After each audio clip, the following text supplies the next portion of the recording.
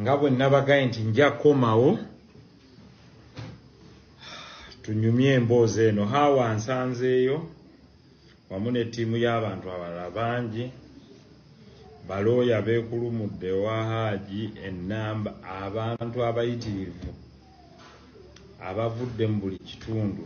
Abaganda bagamba ebule n'ebwe beeyiye wali, abava e Sudaani, abavaawa. Kwegamba mu nsi Mungu ayinza okulaga abantu ng'okyali mulamu, aba abandikuwerekedde ng'ofudde, oba abandikubeereddewo. Naye ntuuseeyo ku ssaawa 8 zennyini n'eddakiika 46 era nvuddeyo ssaawa nga zigenda mu 12.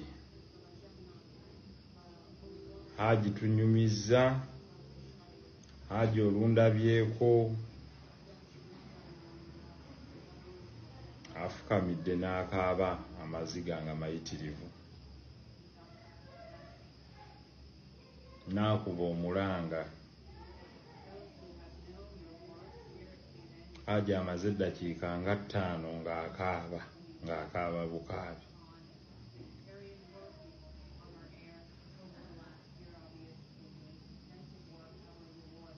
Hajji ayogedde ebigambo bino wammanga, n'aŋŋamba nti nze ani asitula ggwe, n'osituka okujja.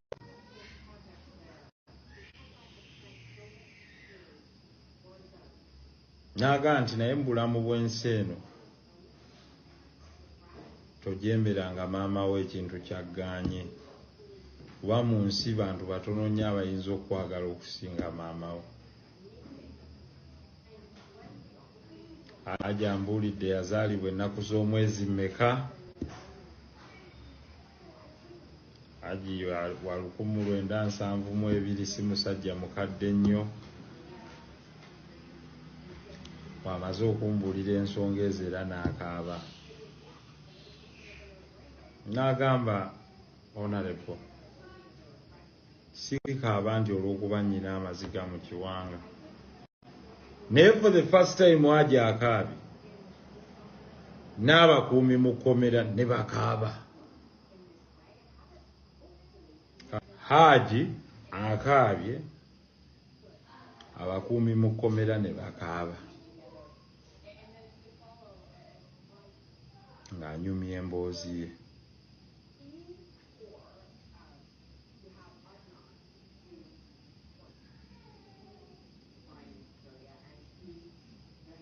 Hajji musajja musuubuzi asuubulira Sudaani,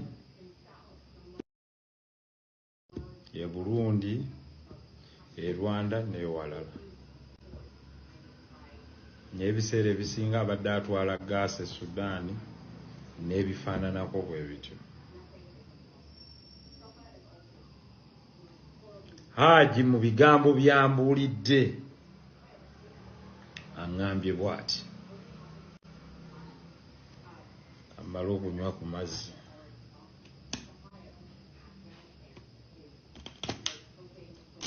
Mbibabuulire byonna.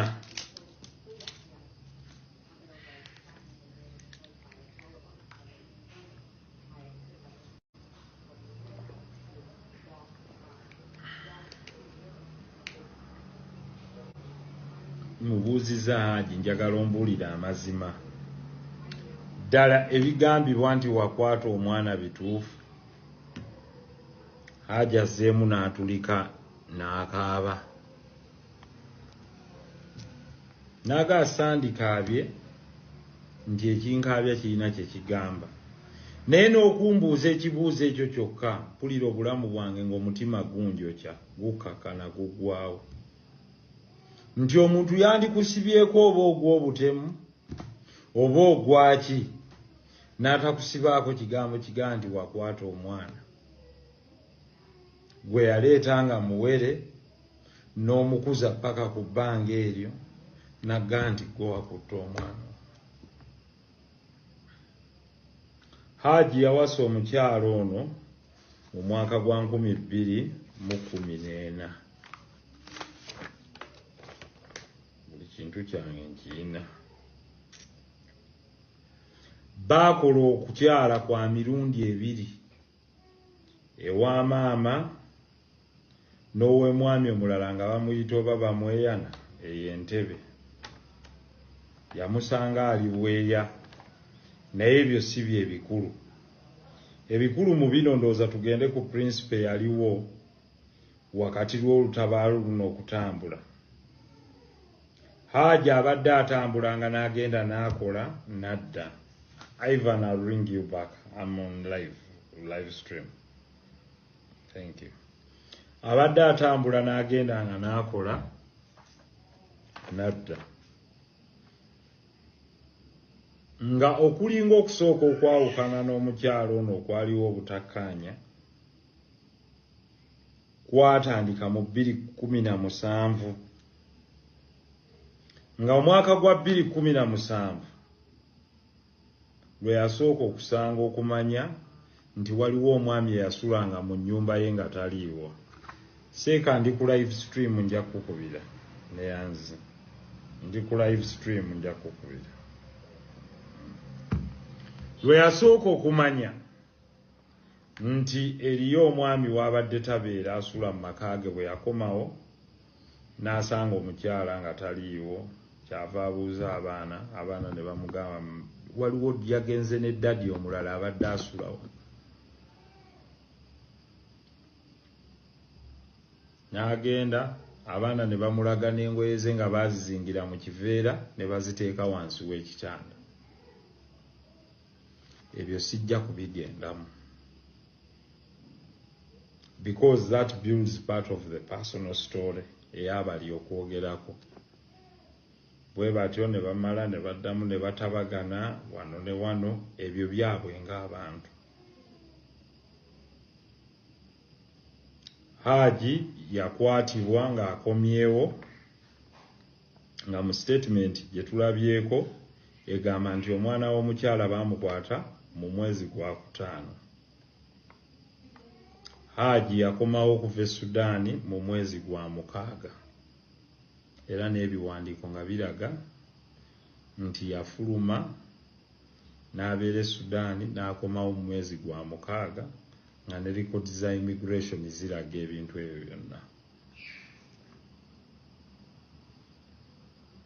Even on the purported date nga taliiwo. Era kigambibwa nti mbu bwangambye abantu bamugamba nti wootabadde emyezi gino gyonna ng'omwami omulala yasula mu maka ago era yagabeeramu yatambula n'omukyalo. Hajji bw'akomawo beebuzaabuza, agenda anoonya endagamuntu n'ebirala, sijja kubyogerako ebyabwe biri financial bye baali bakola. Agenda okutuuka ng'amannya mu Finance Trust Bank ge yalekayo ng'ayambako omukyalo ono okusasula looni nga gaakyuka dda, nga Hajji takyali garanta wa looni eno, ng'efunyeeko garanta nga ye Kazibwe. Era nga n'amannya ga mukyala we gakyuse nga kati ayitibwa Kazibwe.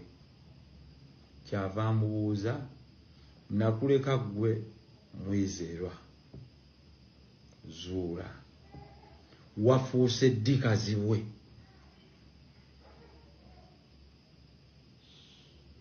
N'ebigambo bye yamuddamu sijja kubyogera kuba bya buntu byabo. N'amugamba nja kulaga, nja kukola buli kisoboka, ojja kutulaba. Hajji kyava agamba ng'okuva edda bwe yali akola nti nkuwa eki mu bulamu bwange ompa emirembe gyange. Omukyala kyava amugamba nti ojja kumpa ennyumba ey'Emutundwe ne $2,000,000. Nga bakwata Hajji bamuggalira e Agenze, bwe bamuggalira mu police cells yamalawo ennaku 5, ennate Agenze ennaku 8, ennate ennaku 5, ewamu ennaku 13. By this alone, it is a violation of his rights.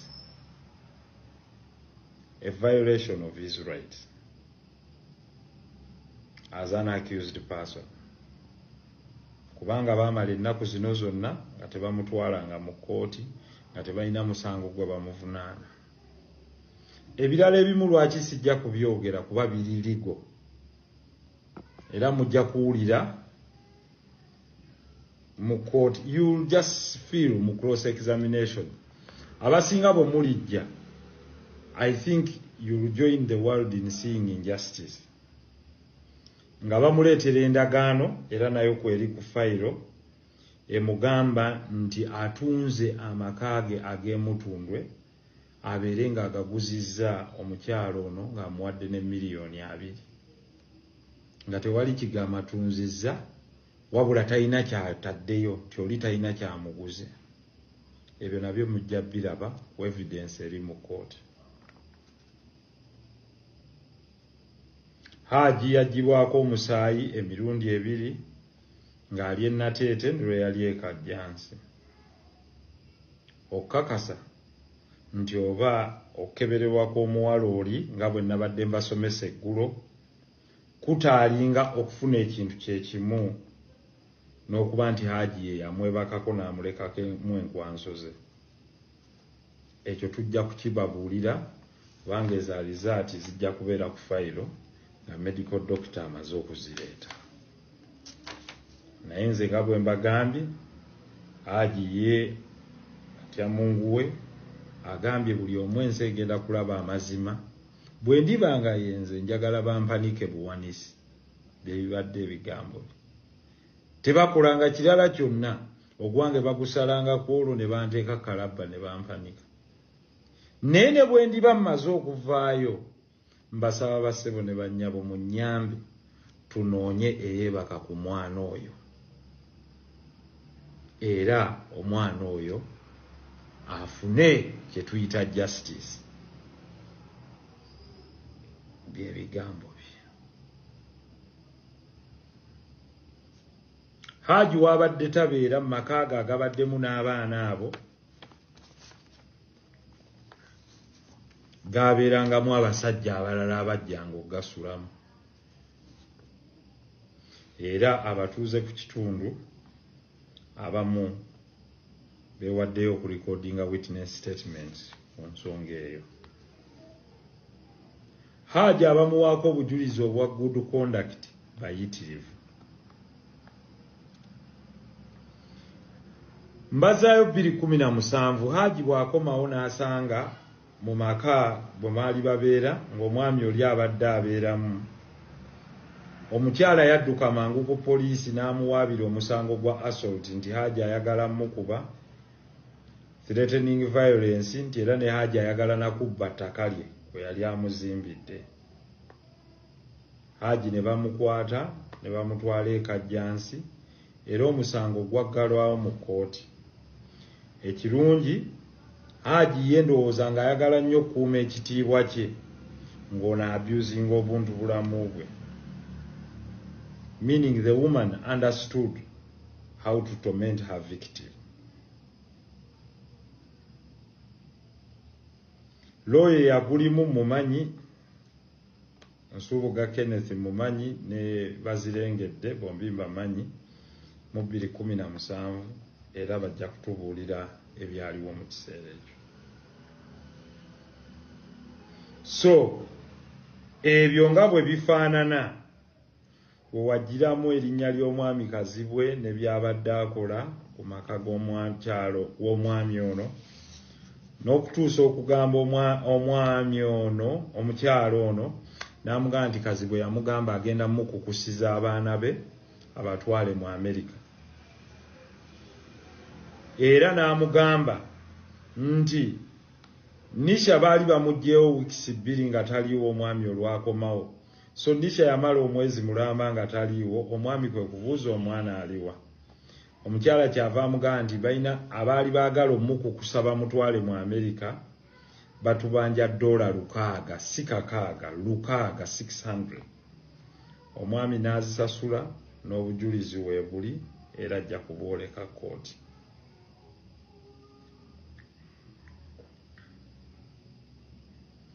Omukyalo ono yafumbira omwami ono ng'alina abaana 4.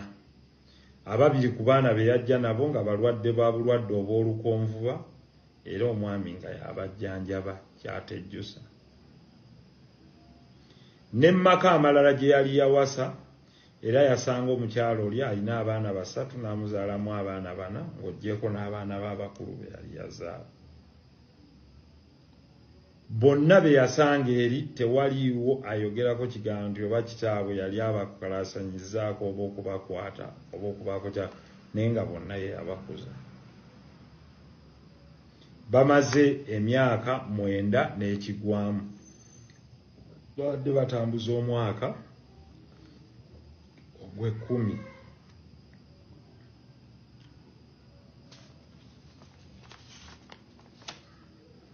Ebisigadde biri ligo. Olw'obutayagala kwasa nnyo bujulizi obugenda okulabika mu kkooti, munzikirize ngomaawo.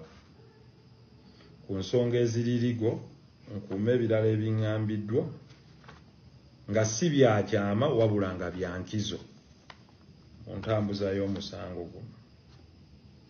Neeyamye okuguyimiriramu ng'omuntu nga looya wamu ne bapulida abalala abatweyongeddeko abaakawerera ddala kumpi 18 nga kuliko abaami n'abakyala. Tujja kukola okunoonyereza nga tetulina jjinja lye tulesse lyevuunise wabula ne bwe kanaaba akasubi k'obujulizi tujja kaleeta.